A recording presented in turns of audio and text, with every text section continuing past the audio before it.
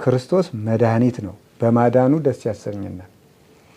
ክርስቶስ የሕይወት እንጀራ ነው፣ ምግብ ሆኖ ደስ ያሰኘናል።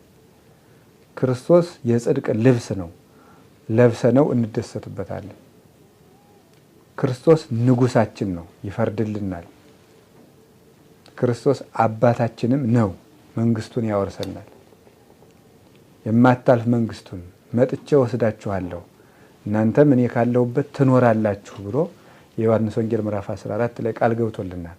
መጽእ ካዕበ ነሣእክሙ ከመ ተሐልዉ አንትሙ ሀበ ከዋነ መጥቼ እናንተም እኔ ባለሁበት ትኖሩ ዘንድ ዳግመኛ መጥቼ እወስዳችኋለሁ ብሎናል።